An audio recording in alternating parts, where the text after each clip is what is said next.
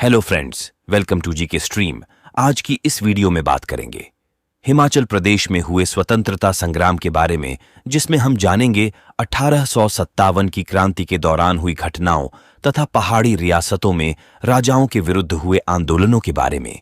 इस वीडियो को शुरू करने से पहले अगर आपने इस चैनल को सब्सक्राइब नहीं किया है तो चैनल को सब्सक्राइब जरूर करें और वीडियो अच्छी लगे तो वीडियो को लाइक और शेयर जरूर करना। चलिए आज की वीडियो को शुरू करते हैं। महात्मा गांधी 1921, 1931, 1939, 1945 तथा 1946 में शिमला आए थे। 1945 में वे मनोर विला में राजकुमारी अमृत कौर के निवास स्थान तथा 1946 में समर हिल के चैडविक में ठहरे थे। अंग्रेजों ने सिखों को सबरौन की लड़ाई, प्रथम ब्रिटिश सिख युद्ध 1945-46 में हराया तथा 10 फरवरी 1846 को लाहौर की संधि हुई। बिलासपुर के राजा जगत चंद को उसका क्षेत्र वापस दे दिया, जो कि 1809 में बिलासपुर का भाग था, तथा उसे कर भुगतान रो भी मुक्त कर दिया, परंतु उसे अपने राज्य में ब्रिटिश वस्तुओं पर लगने वाले पारगमन करो यानी ट्रांजिट ड्यूटीज को हटाना पड़ा। 16 मार्च 1846 को अंग्रेजों और जम्मू के महाराजा गुलाब सिंह के बीच अमृतसर की संधि हुई। इस संधि के तहत उसे कश्मीर, लद्दाख, गिलगिट और चंबा, लाहौल को छोड़कर रावी और सिंधु के बीच का पहाड़ी क्षेत्र गुलाब सिंह को दे दिया था। चंबा को अमृतसर की संधि से बाहर रखा गया था और 6 अप्रैल 1848 में चंबा के राजा को सनद प्रदान की गई और उसे राज्य का पूर्ण अधिकार दे दिया गया। द्वितीय एंग्लो सिख युद्ध 1848-49 में पहाड़ी शासकों ने सिखों का साथ देने का निर्णय लिया तथा सिखों ने उन्हें उनके क्षेत्र वापस दिलाने का वादा किया था।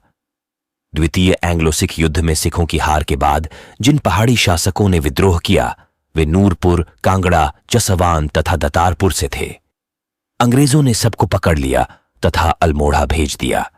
नूरपुर के वजीर राम सिंह को हराना बहुत मुश्किल हुआ, जिसे बाद में उसे एक ब्राह्मण पहाड़ सिंह ने धोखे से सोने का लालच देकर उसे डल्ले की धार नामक स्थान पर अंग्रेजों के सामने हथियार डालने पर मजबूर कर दिया। चलिए अब बात करते हैं 1857 की क्रांति के बारे में। हिमाचल प्रदेश में 1857 की क्रांति के दौरान क्या क्या घटनाएं हुई, चलिए जानते हैं। 1857 की क्रांति की पहली खबर 12 मई 1857 को अंबाला से शिमला पहुंची। उस समय शिमला का कमांडर इन चीफ जनरल अंसन तथा उपायुक्त लॉर्ड विलियम हे था। क्रांति के दौरान बिलासपुर के राजा हीरा चंद को उसकी सेवाओं के लिए तोपों की सलामी, उपहार और कीमती खिल्लत प्रदान की गई। चंबा के राजा श्री सिंह ने भी अंग्रेजों की सहायता के लिए मियां अवतार सिंह के अधीन डलहौजी के लिए सेना भेजी। सुबाथू के रामप्रसाद बैरागी को कुछ बगावत वाले पत्र लिखने के इल्जाम में अचानक ही गिरफ्तार कर लिया गया। बुशहर का राजा शमशेर सिंह एकमात्र राजा था जिसने अंग्रेजों के खिलाफ शत्रुता दिखाई और 1857 की क्रांति में अंग्रेजों का साथ देने से मना कर दिया। चलिए अब बात करते हैं हिमाचल की रियासतों में राजाओं के विरुद्ध हुए विद्रोह के बारे में। सबसे पहले रामपुर बुशहर रियासत में हुए आंदोलन के बारे में चर्चा करते हैं।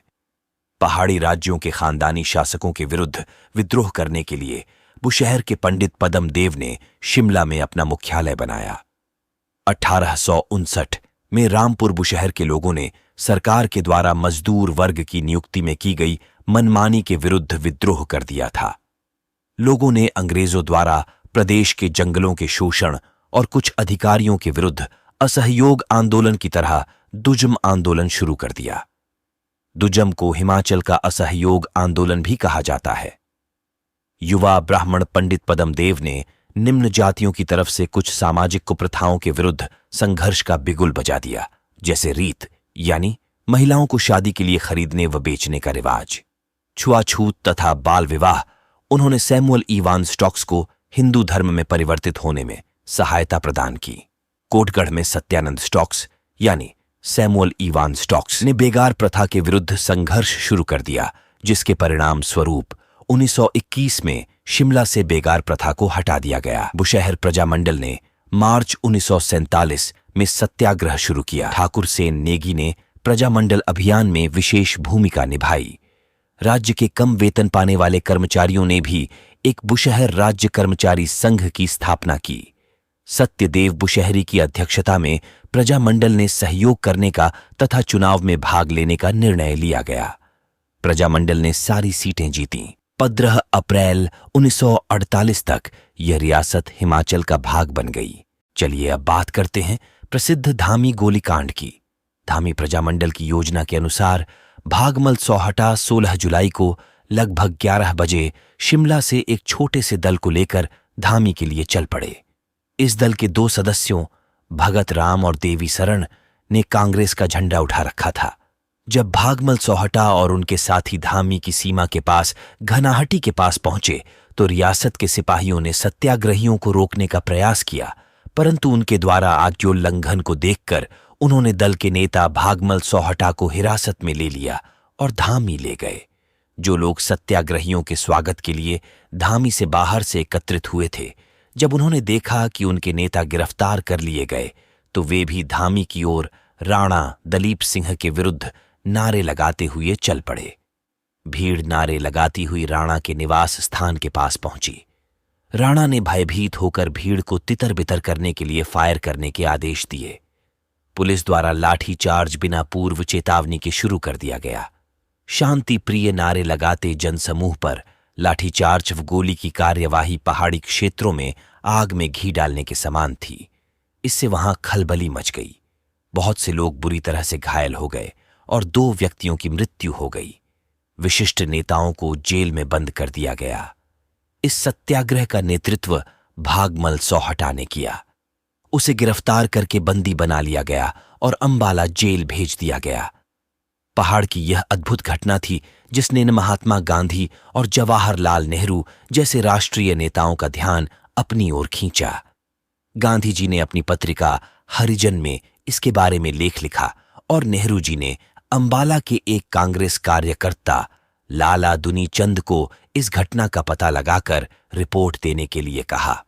उन्होंने स्वयं भी इस घटना के बारे में लिखा। धामी गोलीकांड के पश्चात पहाड़ी रियासतों में प्रजामंडल आंदोलन ने जोर पकड़ विभिन्न प्रजामंडलों के मध्य तालमेल बैठाने के उद्देश्य से दिसंबर 1939 में हिमालयन रियासती प्रजामंडल को संगठित किया गया। इसकी जिम्मेवारी यह थी कि यह पहाड़ी रियासतों में राजनैतिक तथा सामाजिक गतिविधियों का संचालन करे। लोगों में प्रचार किया गया कि वे सेना में भर्ती होने के लिए जवान न दें और न ही लड़ाई के लिए चंदा दें। भाई दो न पाई, इस प्रकार से यह सविनय अवज्ञा आंदोलन था। इसके कारण प्रजामंडलों के बहुत से लोग पकड़े गए। श्री सीताराम के नेतृत्व में धामी प्रजामंडल ने धामी के राणा दलीप सिंह के सामने 3 मांगें रखी थी जो कि धामी गोलीकांड का कारण बनी। बेगार प्रथा का खात्मा, भूमि राजस्व में कमी, धामी प्रजामंडल को मान्यता, परंतु राणा ने सभी मांगें अस्वीकार कर दी थी। तो यह था धामी गोलीकांड के बारे में। अब जानते हैं मंडी और सुकेत में हुई क्रांति के बारे में। 1862 और 1876 में सुकेत की जनता ने शासक तथा उसके मंत्री नरोत्तम के विरुद्ध क्रांति कर दी। मंडी विधानसभा ने पंचायत अधिनियम पास किया। शिमला पहाड़ी राज्यों में मंडी पहली रियासत थी जिसने पंचायती राज अधिनियम लागू किया था। India state people conference sir Harcourt Butler की अध्यक्षता में 16 दिसंबर 1927 को एक समिति का गठन हुआ जिसका कार्य all India state people conference की गतिविधियों के साथ तालमेल से चलाना था। इसमें 700 प्रतिनिधियों ने भाग लिया जबकि पहाड़ी राज्यों से किसी ने भी भाग नहीं लिया। आइए मंडी षड्यंत्र के बारे में जानते हैं जो कि 1914-15 में हुआ था। इसका मुख्य कारण वजीर उपाध्याय जीवानंद के प्रशासन से उत्पन्न निराशा थी। बेगार प्रथा ने अमानवीयता पैदा कर दी थी। इसका मुख्य नेता शोभा राम था। इस षड्यंत्रता का अन्य कारण यह भी था कि गदर पार्टी के कुछ लोग अमेरिका से वापस आकर पंजाब में क्रांतिकारी कार्य कर रहे थे। मियां जवाहर सिंह तथा मंडी की रानी खैरगर ही उनके प्रभाव में आ गए। 5 व्यक्ति जवाहर नरयाल, मियां जवाहर सिंह, बदरी सिद्धू तथा खरारा को उम्र कैद की सजा दी गई तथा मंडी की रानी को देश निकाला दिया गया। भाई हृदयराम ने भी अहम भूमिका निभाई। उसने रास बिहारी बोस के साथ मिलकर गदर पार्टी के लिए सराहनीय कार्य किया। 1945 में राज्य के अंदर प्रजामंडल को मान्यता मिल गई। मियां रतन सिंह इसके अध्यक्ष थे। सुकेत के लोगों ने 1947 में एक जिम्मेवार सरकार की मांग शुरू कर दी थी। वे भी सत्याग्रह शुरू करने के लिए तैयार थे। मंडी के बाद अब बात करते हैं बिलासपुर में हुए संघर्ष की। 1905 में पहला भूमि राजस्व समझौता पारित हुआ। 1930 में भूमि बंदोबस्त अभियान का शुभारंभ हुआ। 9 जनवरी 1933 को राजा आनंद चंद्र पूरी शक्ति के साथ उभर कर सामने आया और दमन और सुधार की जुड़वा नीति लागू कर दी गई। कुछ पढ़े लिखे व्यक्तियों ने खुद को सेवा समिति और स्नातन धर्म सभा में संगठित कर लिया, जिनके प्रत्यक्ष उद्देश्य सामाजिक और आर्थिक सुधार थे। राजा आनंद चंद ने राज्य के खिलाफ आंदोलन करने वालों के खिलाफ कड़ी सजा तय की। कुछ नवयुवकों श्री दौलत राम सांख्यान, नरोत्तम दत्त शास्त्री, देवीराम उपाध्याय ने उदयपुर में गुप्त रूप से all India state people conference के अधिवेशन में भाग लिया और वापस आकर बिलासपुर राज्य में प्रजामंडल की नींव रखी। उनके द्वारा रखी मांगें स्वीकार नहीं की गई तथा 21 दिसंबर 1946 को सत्याग्रह शुरू हो गया, जिसे बुरी तरह दबा दिया गया। बिलासपुर के राजा ने आजादी की सभी गतिविधियों को रोकने के लिए एक सेना स्वाधीन कहलूर दल को नियुक्त किया। 15 अप्रैल 1948 को विलय पत्र पर हस्ताक्षर किए गए और 1 जुलाई 1954 को इस राज्य को हिमाचल प्रदेश में शामिल कर लिया गया। ये था बिलासपुर संघर्ष के बारे में। आइए अब जानते हैं हिमाचल रियासती प्रजामंडल के बारे में। इसका गठन दिसंबर 1938 को किया गया। इसे पहाड़ी राज्यों में सामाजिक और राजनैतिक गतिविधियों पर नजर रखने के लिए गठित किया गया। निर्माता सदस्य सर्वश्री चिरंजी लाल वर्मा, भागमल सोहटा, पंडित पदम देव, गोविंद सिंह, सूरत प्रकाश, देवीदास मुसाफिर आदि थे। इसके सचिव पंडित पदम देव थे। इस आंदोलन का नारा था भाई दो ना पाई। यह सविनय अवज्ञा आंदोलन का ही विस्तार था। इस समय के दौरान अन्य संस्थाएं जैसे सुधार सम्मेलन, सेवक मंडल दिल्ली और नुशहर प्रेम सभा का गठन हुआ। HRPM के शिमला कर्मचारी पंडित पदम देव, पंडित ज्ञानश्याम तथा सत्यदेव बुशहरी थे। आइए अब बात करते हैं चंबा आंदोलन की। यह अन्यायपूर्ण राजस्व संग्रह प्रणाली और बेगार प्रथा के विरुद्ध था। 1932 में the Chamba people defence league की स्थापना हुई, जिसका मुख्यालय लाहौर में था। 1936 में चंबा सेवक संघ CSS एक समाज सेवी संघ के रूप में चंबा शहर की भयानक आग से प्रभावित लोगों की मदद के लिए बना। चंबा रियासत प्रजामंडल की स्थापना भी की गई। चंबा स्टेट पीपल्स फेडरेशन की स्थापना 1947 में हुई। चंबा को भारतीय यूनियन में 15 अप्रैल 1948 को मिला लिया गया। अब जानते हैं कुनिहार संघर्ष के बारे में। 1920 में कुनिहार में राणा हरदेव सिंह के विरुद्ध पहली आवाज उठी। 1939 में बाबा कांशीराम और गौरी शंकर की अध्यक्षता में कुनिहार प्रजामंडल की स्थापना हुई। इनकी मुख्य मांगें थीं: राजनैतिक कर्मचारियों की रिहाई, भूमि राजस्व में 25% कटौती, प्रजामंडल पर लगी रोक हटे, एक सुधार समिति की स्थापना। राणा ने मांगें मान ली तथा 9 जुलाई 1939 को एक मीटिंग में प्रजामंडल को स्वीकृति दे दी गई। कुनिहार संघर्ष के बाद अब सिरमौर सत्याग्रह के बारे में जानते हैं। 1939 में सिरमौर प्रजामंडल की स्थापना हुई। चौधरी शेरजंग इसका नेता था तथा अन्य मुख्य नेता शिवानंद रमौल, दविंद्र सिंह, नाहर सिंह, नागेंद्र सिंह तथा हरीश चंद्र थे। सिरमौर का पजौता आंदोलन भारत छोड़ो आंदोलन का ही विस्तार था। इसके मुख्य नेता सूरत सिंह वैद्य और उनकी पत्नी सुनहरी देवी थे। चलिए अब बात करते हैं Himachal hill state regional council की। इसकी स्थापना 1946 में की गई थी। फरवरी 1948 को Himachal hill state regional council HHSRC ने हिमालयन प्रांत में एक अस्थायी सरकार स्थापित की, जिसका मुख्यालय शिमला में था। इस अंतरिम सरकार के अध्यक्ष पंडित शिवानंद रमौल तथा अन्य सदस्य सदाराम चंदेल, पदम देव तथा मुकंद लाल थे। इस सरकार के सदस्य सुन्नी में मिले। फरवरी 1948 को इन्होंने केंद्र के अधीन पूर्ण प्रांत की स्थापना के लिए आंदोलन छेड़ ढह दिया। इसका पहला निशाना 18 फरवरी 1948 को सुकेत को चुना गया, जो पंडित पद्मदेव के नेतृत्व में किया गया। सत्याग्रहियों ने सुकेत में एक अहिंसा यात्रा निकाली। 23 फरवरी को राजा लक्ष्मण सेन ने सरकार से सेना भेजकर क्रांति को रोकने की अपील की। अब बात करते हैं ताल सम्मेलन की।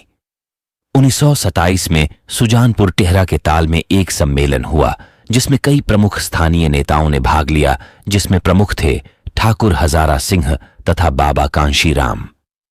बाबा कांशीराम को पहाड़ी गांधी की पदवी गढ़रीवाला सम्मेलन में पंडित जवाहरलाल नेहरू ने दी थी। ठाकुर हजारा कांगड़ा के उन नेताओं में से थे जिन्होंने 1946 में ही एक अलग पहाड़ी राज्य बनाने के लिए आवाज उठाई थी। अब ठियोग आंदोलन की बात करते हैं।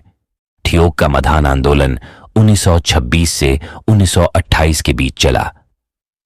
15 अगस्त 1947 की पूर्व संध्या पर प्रजामंडल ने ठियोग राज्य पर कब्जा कर लिया और एक स्वतंत्र सरकार बना दी, जिसमें सूरत प्रकाश मुख्यमंत्री, डॉक्टर वाई.एस. परमार उनके सलाहकार तथा देवीदास सचिव थे। ठियोग स्वतंत्र भारत में मिलने वाली पहली पहाड़ी रियासत थी। दोस्तों, अगर वीडियो अच्छी लग रही हो तो वीडियो को लाइक करें और चैनल को सब्सक्राइब करना ना भूलें। चलिए आगे बात करते हैं शिमला पहाड़ी राज्य सम्मेलन की। लॉर्ड लिनलिथगो के सुझावों पर इस सम्मेलन में शिमला पहाड़ी राज्यों ने प्रशासन में अपने अपने विषयों पर पूरा सहयोग तथा भागीदारी का आश्वासन दिया। Himachal hill state regional council का अधिवेशन 8 मार्च से 10 मार्च 1946 तक मंडी में हुआ, जिसमें 48 रियासतों ने टिहरी गढ़वाल से शिमला तक भाग लिया। इसके अध्यक्ष कर्नल जे.एस. ढिल्लों थे। 31 अगस्त से 1 सितंबर 1946 तक नाहन में Himachal hill state regional council यानी HHSRC का सम्मेलन चला, जिसमें HSRC के अधिकारियों के पुनः चुनाव का मुद्दा उठाया गया। सितारा मैया को अध्यक्ष तथा श्री जय नारायण व्यास को मुख्य सचिव बनाया गया। बाद में 1947 को वाई.एस. परमार को अध्यक्ष तथा पंडित पद्मदेव को सचिव नियुक्त किया गया। दोस्तों, इस वीडियो में जो भी बताया जा रहा है एग्जाम के पॉइंट ऑफ व्यू से काफी इंपॉर्टेंट है। चलिए अब बात करते हैं सोलन विधानसभा की। यह शिमला हिल्स शासकों के प्रतिनिधियों की एक सभा थी और सोलन में प्रजामंडल की बैठक 26 से 28 जनवरी 1948 को राजा दुर्गा सिंह की अध्यक्षता में हुई। इस सभा में राज्यों को एक होने का निर्णय लिया गया तथा 8 सदस्यों की समिति बनाई गई, जिसका उद्देश्य बातचीत को आगे बढ़ाना तथा संबंधित पार्टियों से बातचीत करना था। ठाकुर सेन नेगी को उपाध्यक्ष नियुक्त किया गया। हालांकि डॉक्टर वाई.एस. परमार तथा पंडित पद्मदेव के नेतृत्व में प्रजामंडल का एक वर्ग इस कदम के खिलाफ था। सोलन में प्रबंधक सचिव महावीर सिंह ने इन दोनों सदस्यों को सभा में प्रवेश नहीं करने दिया था। 26 जनवरी 1948 को AISPC यानी all India state people conference के दिशा निर्देश पर एक मीटिंग की गई, जहां वाई.एस. परमार ने साफ साफ कह दिया कि प्रस्तावित यूनियन तभी मान्य होगी यदि जनता को शक्तियां दी जाएं तथा एक संयुक्त हिमालयन प्रांत बनाकर अकेले अकेले राज्यों का अस्तित्व समाप्त किया जाए। डॉक्टर वाई.एस. परमार और पंडित पद्मदेव दिल्ली के लिए रवाना हुए और सरदार पटेल को इस सब से अवगत करवाया। राज्य यूनियन मंत्रालय ने 24 मार्च 1948 को राजाओं को दिल्ली में सम्मेलन के लिए बुलाया। यह सम्मेलन राज्यों को भारत में शामिल करने के लिए तथा राजाओं को राजी करने के लिए था। हिमाचली राजाओं का नेतृत्व मंडी के राजा जोगिंद्र सेन ने किया था। 8 मार्च 1948 को शासकों ने यूनियन में शामिल होने के लिए एक सहमति पत्र पर हस्ताक्षर किए। तो फ्रेंड्स, यदि आज की वीडियो और अगर वीडियो अच्छी लगी हो तो वीडियो को लाइक और शेयर जरूर करें। जल्दी मिलेंगे नेक्स्ट वीडियो के साथ। आप बने रहिए जीके स्ट्रीम चैनल के साथ। अब इजाजत चाहते हैं। नमस्कार।